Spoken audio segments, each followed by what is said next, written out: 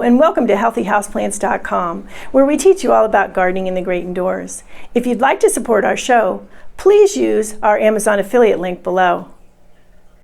Today, a plant care video on one of my favorite houseplants, and that is African violets. I absolutely love African violets. They come in a wide array of colors and different types of blooms. Some blooms are ruffled, some blooms are flat. Even the different, the foliage is different colors in some of them. I do have a video on their history, which is very interesting.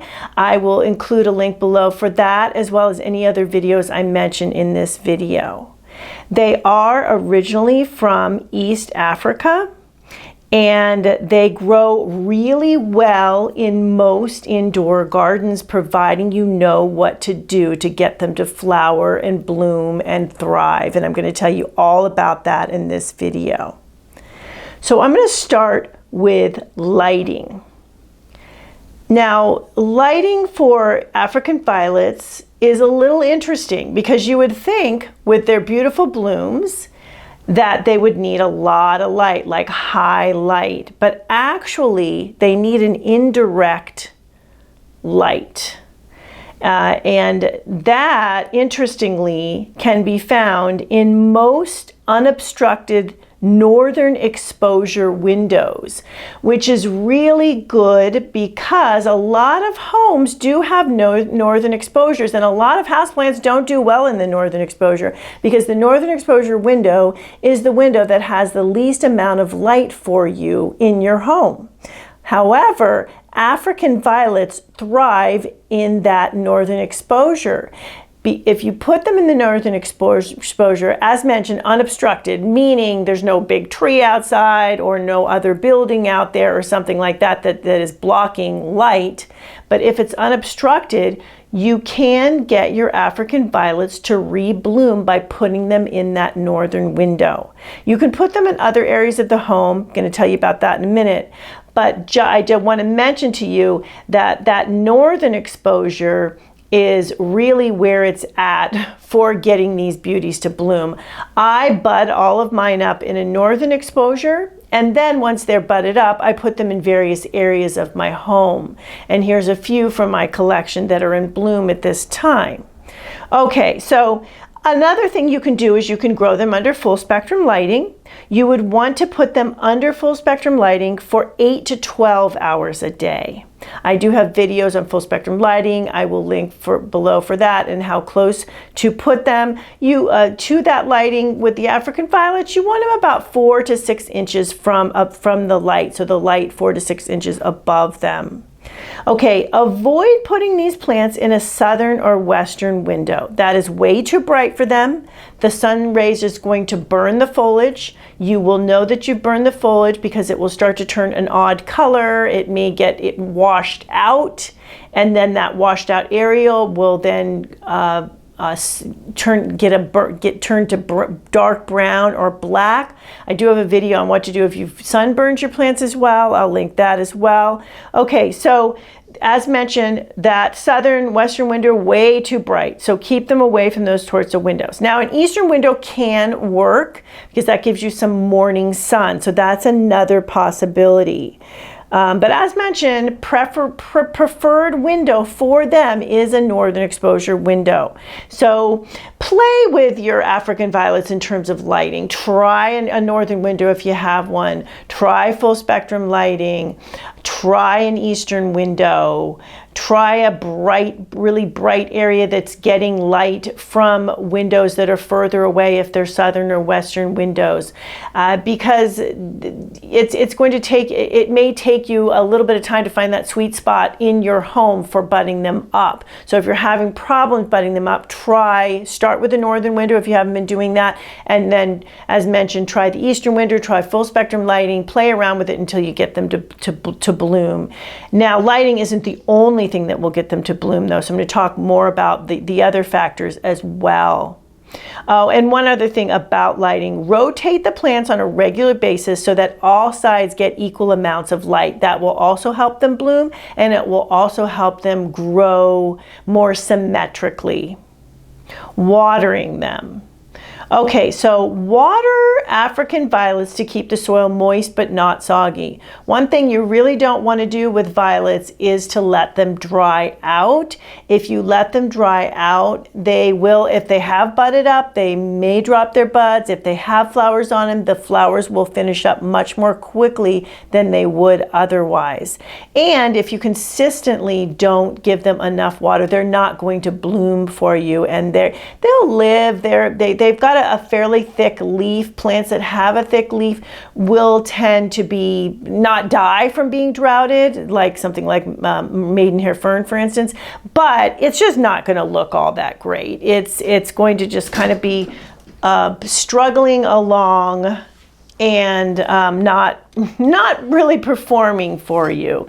So keep that in mind. Keep it moist but not soggy. Now, when you do water them, you can water them from below. A lot of times that's a safer option because if you wet their foliage, which as mentioned is thick, it also has small hairs on it. If you wet their foliage, that can lead to leaf spotting diseases.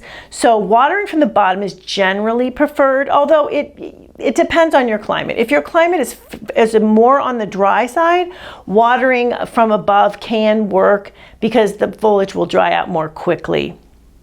So anyway, but to be on the cautious side, watering from below. You can also use a wick irrigation with them, and I have a video on how to set up wick irrigation for your African violets, and also other ways of other things, a lot of other things about growing African violets. Actually, the playlist for African violets is pretty extensive. So another way, as mentioned, if you're going to water from below, you want to submerge the violet and let it soak up the water until it stops bubbling. So what you want to do for the bottom watering with the plant is you want to put the pot into some sort of a vessel, some sort of a container that's a little bit bigger than the pot that the African violet is in. When you do that, then you fill that pot or that vessel with water. The plant soil will quickly soak up the water. So let it get really drenched, really heavy, drain it really well, and then put it back in its catch pot if you're using one, or back wherever it is that you keep the plant. So there you go. As mentioned, keeping moist but not soggy. So when to water it on the moisture meter? When it's on the 5, 4-ish, in that area, 5 going on 4. 4 is next to 3. 3 is dry, so you don't want to get much into the 4 because, as mentioned, you do want to keep them a little bit on the moist side. But so that's why between 4 and 5 is a good rule of thumb. Any higher than 5 is still too wet. You don't need to. You can also water at that time. You can also tell by the weight of the pot. So if you pick the pot up and it's a lot lighter than the last time you watered, you know that the plant has used up a lot of the water in that soil and it's time to water.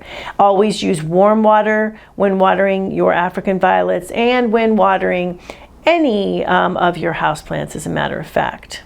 Okay, so fertilizing. So fertilizing is another thing that needs to be done to keep these beauties performing in terms of blooming for you. You want to fertilize African violets monthly with a liquid. Generally speaking, it's best with a liquid fertilizer that's designed for blooming plants or even designed for African violets. I'll put a link below for a nice African violet fertilizer that I like to use that is organic. As mentioned, you want organic, and you can do it at full strength or even do it at half strength. The key here is to give these beauties continual fertilizer, but not too much fertilizer. So you want to do it, the fertilizing, about every other watering or every third watering or so. And that way, if you're using a half strength, you don't have to worry so much that you're giving too much. If you think like, okay, was that 2 times ago that I did it or 3 times ago? So just a rule of thumb, every let's say 2 to 4 waterings. And of course, it's going to depend on how often you water as well. So the more you water, then you want to go longer. So maybe every 4 waterings. But if you're watering a little bit less, so that's going to depend on the time of year too. Now, most of the time, I will say not to fertilize houseplants during the winter months. African violets you can continue to feed so they can continue to bloom for you, because they will bloom for you in the winter months, as we are in the winter months right now, and these are blooming. You can, however, you can also give them a rest in the winter months and just feed them fertilizer from spring through fall. So it's up to you. You can give them a rest, as mentioned, or you can continue to fertilize them. Either is fine to do, but you do want to make sure, as mentioned, to use organic fertilizer. Chemical fertilizers, very strong fertilizers, will easily burn the plant roots, and that can lead to root rot and just the plant just not doing all that great for you.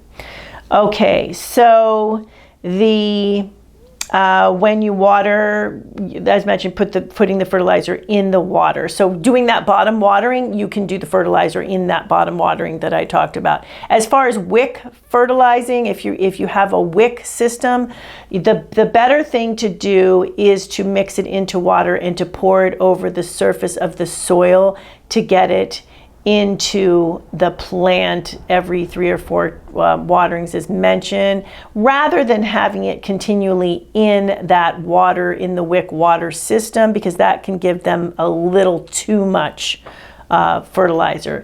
Even organic fertilizers can be too much if you just give them too much.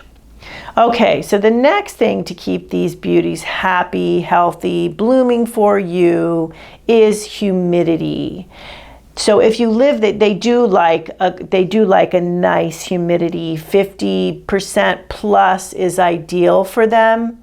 So if you live in a dry climate are you using heating or air conditioning, forced heating or air conditioning, which also dries out air, you'll want to humidify them or provide them with some extra humidity. So the wick water system reservoirs, when you do that, they do provide your plants some humidity because you've got water there all the time. The water evaporates and it humidifies the surrounding air.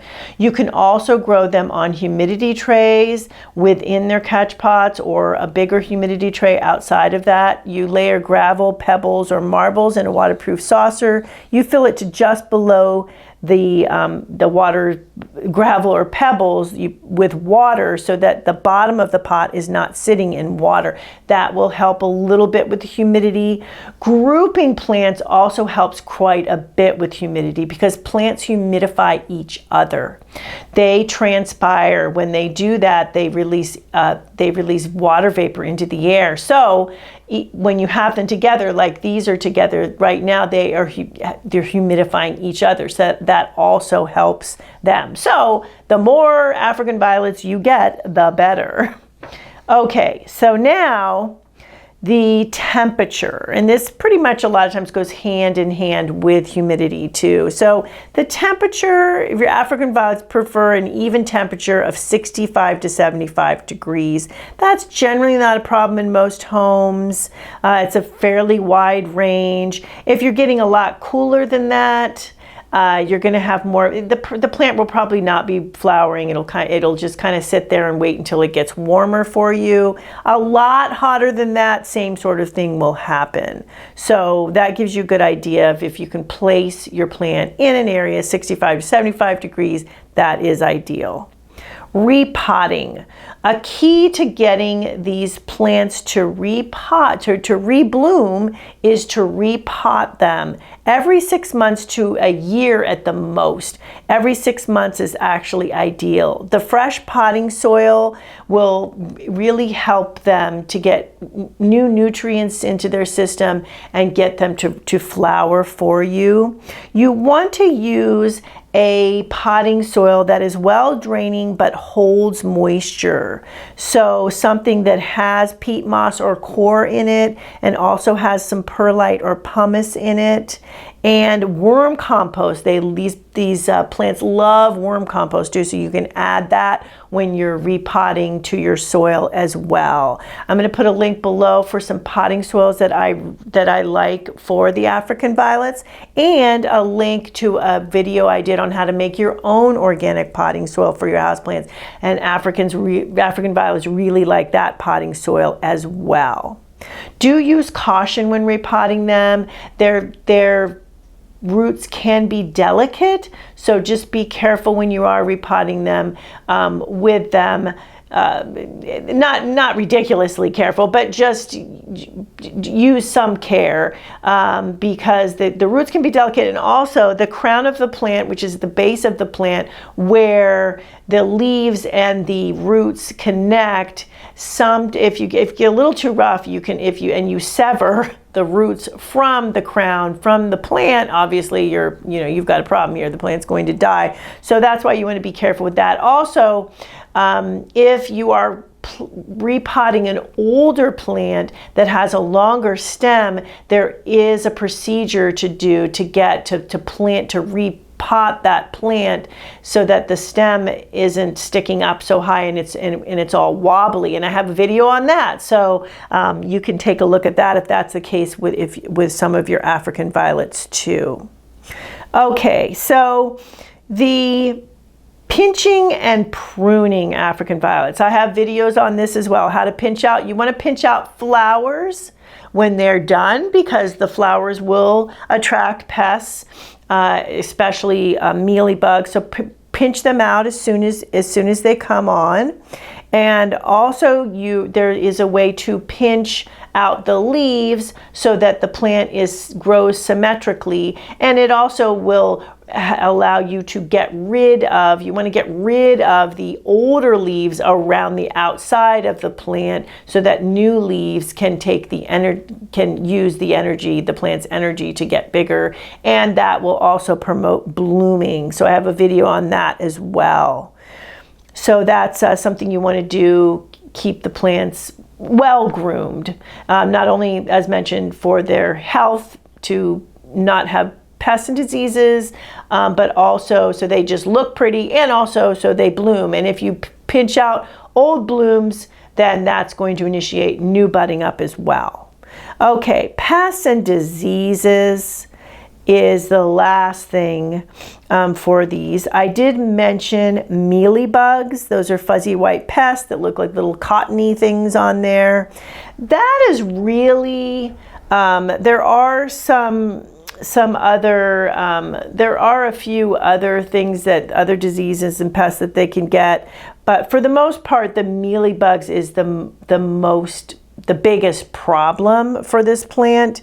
And especially when the mealybugs get onto the base of the bloom, especially where the bloom meets the stem, and they can basically, if you've got some budding up going on, those mealybugs start feeding in there, they can cause the bud to fall off, or when it flowers, the flower looks weird. So you want to keep an eye out for mealybugs, spray with isopropyl alcohol to kill them, and then brush their carcasses off with a soft paintbrush once you're done, because it's really not a great idea to rinse their foliage. So that's a good way to do it. Now, you can use up to 91% alcohol, 70% to 90% isopropyl alcohol, and that will kill the mealybugs. You need to hit it at least once a week for a few weeks. You could even do it 2 or 3 times a week. It won't hurt the plant, especially if it's budding up and you're afraid that you're going to lose flowers.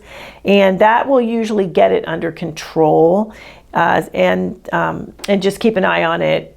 If you get it under control, check it. Continue to check it, because sometimes there'll be one little egg that was left over, and then it starts a whole new crop of them. So, and they do like it. They do like those temperatures that the African violets like, the 65 to 75 degrees and humidity. So they will thrive in that. But it's fairly easy to get them under control on these plants if you, especially if you catch it early. So there you go with how to grow these beautiful plants, how to keep them happy and healthy and growing really well in your indoor gardening, providing you lots of beautiful blooms. It's always fun to see the blooms come up and to see what sort of blooms you're going to get on your plants, like on these beautiful ones here. Thank you for stopping by today. Please leave any comments about any indoor gardening tutorials you'd like to see. Remember to like, comment, subscribe, and share this video. And please check the bell if you'd like to be notified when new videos are released.